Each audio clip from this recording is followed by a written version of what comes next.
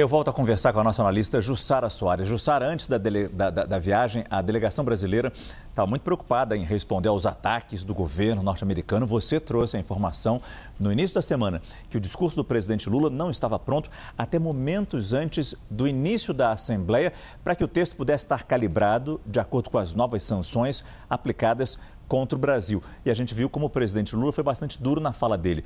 Mas, no final das contas, o saldo da viagem foi positivo se a gente pensa do ponto de vista comercial na possibilidade de uma negociação direta com os Estados Unidos e até do ponto de vista político internamente aqui no Brasil, né, Jussara, também?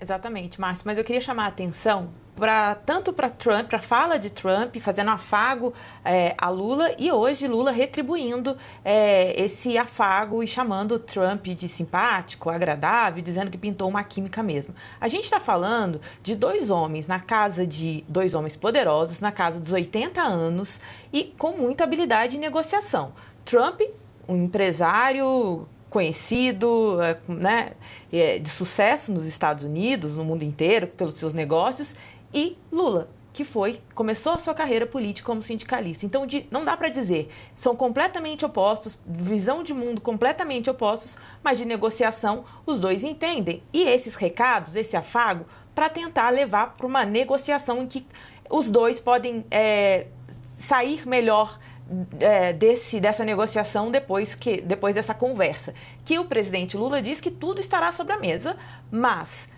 soberania e democracia continuam inegociáveis. Esse foi um recado que o presidente Lula passou hoje. Então, importante destacar esse trecho. E eu chamo a atenção também, porque embora o presidente Lula não tenha citado Eduardo Bolsonaro e Paulo Figueiredo, a direita brasileira, ele diz: Trump está mal informado sobre o Brasil. E por que ele diz isso? Porque hoje, inclusive a direita brasileira sempre estava destacando isso, que a interlocução do Brasil com a Casa Branca estava sendo feita pelo Eduardo Bolsonaro, Paulo Figueiredo e a direita. Então, o que Lula faz, esse recado interno que você cita, Márcio, vem nesse sentido também, de dizer o seguinte: olha, agora ele vai saber o que é o Brasil, ele vai conhecer, eu vou explicar o cenário brasileiro. E conversando com interlocutores do presidente, eles dizem que essa é a principal missão. Ninguém tem muita expectativa de que depois da primeira conversa vai resolver todas as questões tarifárias, porque sabe que como o Trump é um negociador hábil e duro também quando ele vai para a mesa de negociação. Mas imagina abrir uma brecha para continuar avançando.